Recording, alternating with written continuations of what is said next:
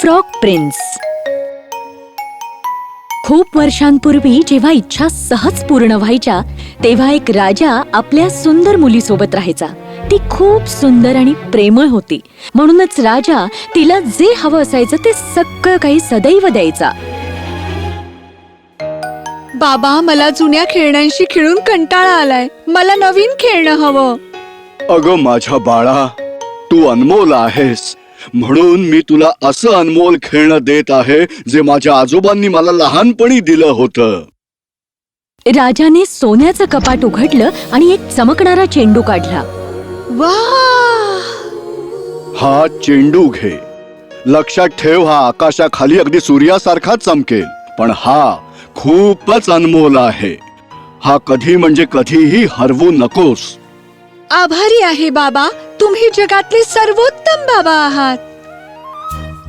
राजकुमारी बागेत खेळू लागली. चेंडू जिकडे जिकडे घरंगळत जाईल तिकडे तिकडे ती जायला लागली. अचानक तिथे एक कुरूप बेडूक आला.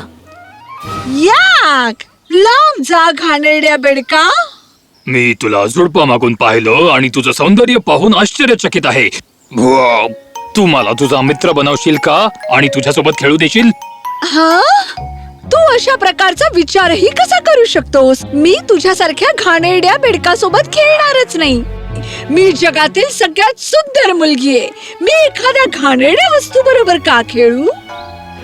मी लंगडी घालतो, मी उडी मारतो, मी पोहू शकतो आणि चेंडू पकडू शकतो.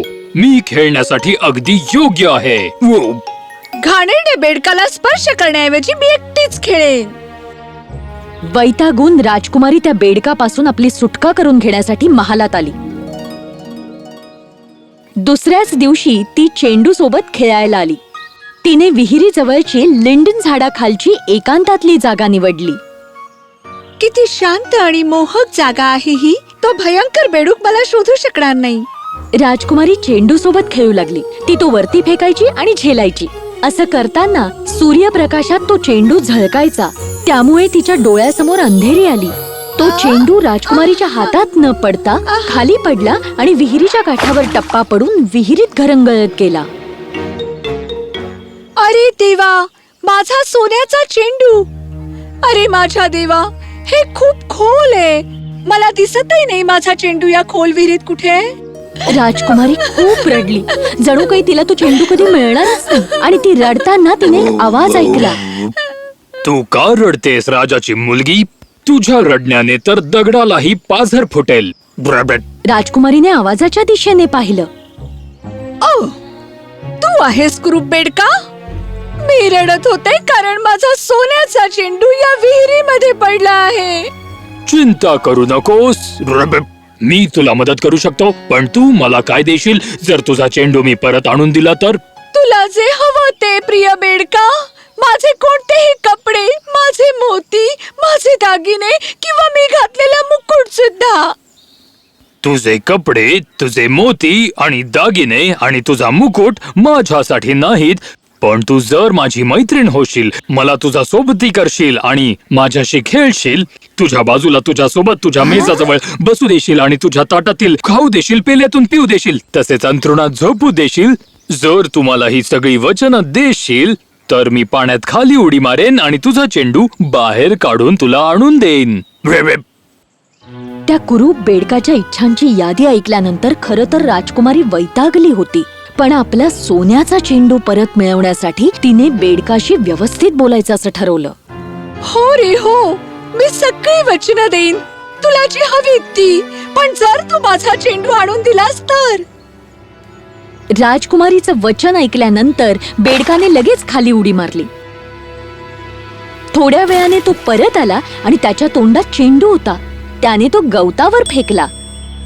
राजकुमारीला तिचा चेंडू मिळाल्याचा पाहून अत्यानंद झाला. तिने तो उचलला आणि ती पळून गेली. थांब थांब, मला सोबत ने, मी तुझ्यासारखा पळू शकत नाही. पण त्याचा काही उपयोग झाला नाही. दुसऱ्या दिवशी जेव्हा राजकुमारी जेवणाच्या मेजावर राजासोबत तिच्या सोन्याच्या थाळीत जेवत होती तेव्हा दरवाजावर टकटक झाली. अगं राजकुमारी, मला आत येऊ दे. राजकुमारी उठली आणि कोण आहे ते बघायला गेली. पण तिने दरवाजा उघडल्यावर दिसलं की बाहेर छोटा बेडूक बसलाय. घाणेरड्या जनावरा, माझ्या दारात येण्याची तुझी हिंमत कशी झाली? तिने दरवाजा धाडकन बंद केला आणि ती आपल्या जागेवर येऊन बसली. पण तिला अस्वस्थ वाटत होतं. राजाने ओळखलं की नक्की काहीतरी बिनसलंय. अगं माझ्या बाळा, तुला कसली भीती वाटतेय? तिकडे दारावर कोणी राक्षस उभा आहे का जो तुला घेऊन जाणार आहे? तसं नाही बाबा, तिथे भयंकर बेडूक आहे. पण त्या बेडकाला हवं तरी काय? अहो बाबा, काल मी जेव्हा विहिरीजवळ बसले होते आणि माझ्या सोन्याच्या चेंडू सोबत खेळत होते तेव्हा चेंडू पाण्यात पडला. मग बेडूक आला, त्याने काढून दिला पण एका अटीवर, की मी त्याला माझा सोबती बनवेन. मी त्याला वचन दिलं, पण मला नव्हतं वाटलं की तो पाणी सोडेल आणि माझ्या मागे येईल. पण आता तो बाहेर दरवाजाजवळ उभा आहे आणि त्याला आत यायचं आहे. राजाची मुलगी, माझ्यासाठी दार उघड.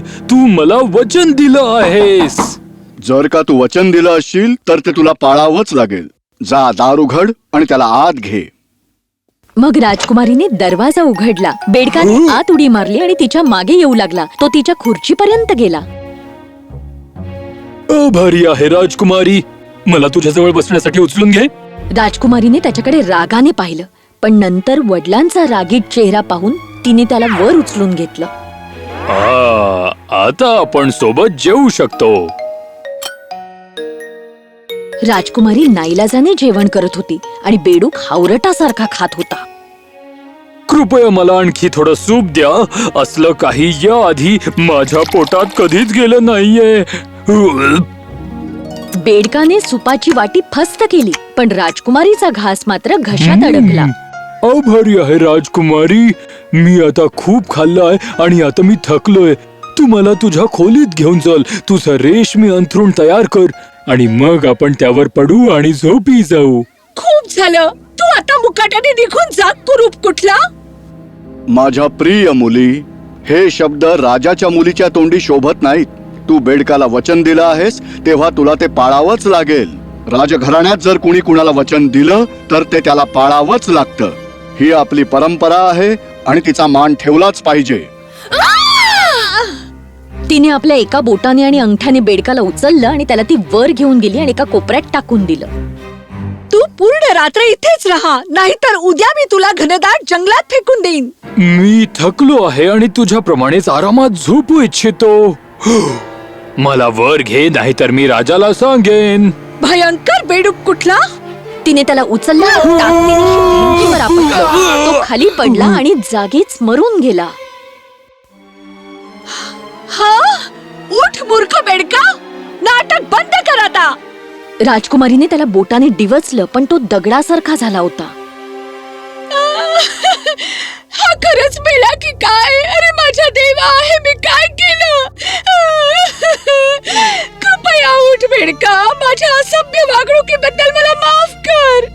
तिने त्याला वर उचललं आणि ती रडत राहिली. तिने हळूवारपणे बेडकाचा मुका घेतला आणि काय चमत्कार! बेडकाने डोळे उघडले आणि त्याने जमिनीवर उडी मारली. हा, तो आता बेडूक राहिला नव्हता. त्याचं रूपांतर अचानक एका सुंदर राजकुमारात झालं, ज्याचे डोळे अप्रतिम होते.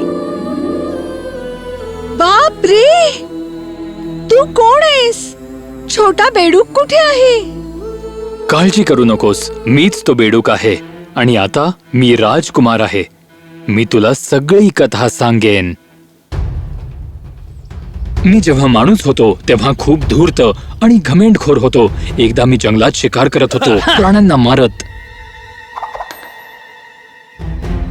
अचानक जंगलातील एक परी माझ्या वाटेत आली.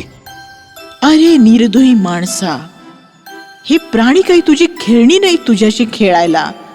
ते तुझ्याप्रमाणे जिवंत प्राणी आहे. देवाने हा अतिशय सुंदर निसर्ग निर्माण केलाय आणि तू त्याचा नाश करतोयस. त्यांनी कधी तुला त्रास दिलाय का? तुझी हिम्मत कशी झाली माझ्याशी असं बोलायची? तुला माहित नाही मी कोण आहे ते? मी या राज्याचा राजकुमार आहे आणि हे जंगल माझं आहे. प्रत्येक झाड, प्रत्येक प्राणी आणि या ठिकाणातील सर्व काही माझं आहे. निष्काळजी राजकुमारा, निसर्ग देवाच्या मालकीचा आहे. या सृष्टीचा निर्माण करता देव आहे, तू नाहीयेस. तुला निष्पाप प्राण्यांना मारण्याचा काहीच अधिकार नाहीये. खूप झालं बाई, बाजूला हो.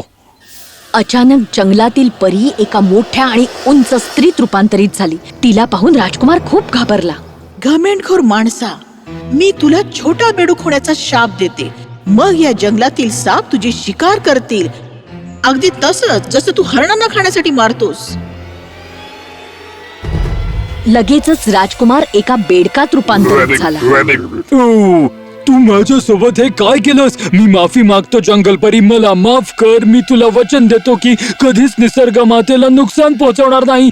मी प्रत्येक प्राण्यावर दया करेन. मी वचन देतो, मला माफ कर. मला वाटतं तुला तुझी चूक समजलीये, पण तुला घमेंडखोरपणाची शिक्षा मिळेलच. मग मी तुला एक उशाप देईन. हो, कृपा कर माझ्यावर देवी, मी स्वतःला सिद्ध करेन. तू अशा एका राजकुमारीला शोध जी बिचाऱ्या प्राण्यांचा तिरस्कार करत असेल, आणि तू तिला तुझ्यावर दया करायला समजाव. जर तू एखाद्या माणसाची सवय बदलण्यात यशस्वी झालास तरच तू परत राजकुमार बनशील. राजकुमारीला तिच्या वागण्याबद्दल खूप वाईट वाटलं. उदास होऊ नकोस सुंदर राजकुमारी. तू मला वचन दे की तू कधीही कोणाशी वाईट वागणार नाहीस. तू सगळ्यांशी सौजन्याने वागशील. हो, नक्कीच राजकुमारा. हो, खूपच छान. आता तू सौजन्याने वागण्याचा निर्णय घेतला आहेसच, तर मी तुझ्याकडून आता काही मागू शकतो का? का नाही? हवं ते माग. मी भेटलेल्या मुलींपैकी तू सर्वात सुंदर मुलगी आहेस. तुझ्यावर माझं प्रेम जडलंय. माझ्याशी लग्न करशील राजकुमारी? जराही न वाट पाहता सुंदर राजकुमारीने त्या मोहक राजकुमाराला होकार दिला. तिच्या वडिलांच्या संमतीने त्यांनी लग्न केलं. हे जोडपं रोज प्राण्यांना खाऊ घालायचं आणि निसर्गानं निर्मिलेल्या गोष्टींची काळजी घ्यायचं. जंगलपरी त्यांचा दयाळूपणा बघून खूप आनंदित झाली. खूप छान माझ्या मुलांनो, तुम्ही स्वतःला स्वर्गीय मनुष्य म्हणून सिद्ध केलंय. ही स्वर्गीय मानवता प्रत्येक माणसामध्ये असते, पण जे या भावनेला जागृत करतात ते स्वर्गीय मनुष्य असतात. देव सदैव तुम्हा दोघांवर आशीर्वादांची बरसात करेल. आणि मग राजकुमार आणि राजकुमारी आनंदात आणि सुखात राहू लागले.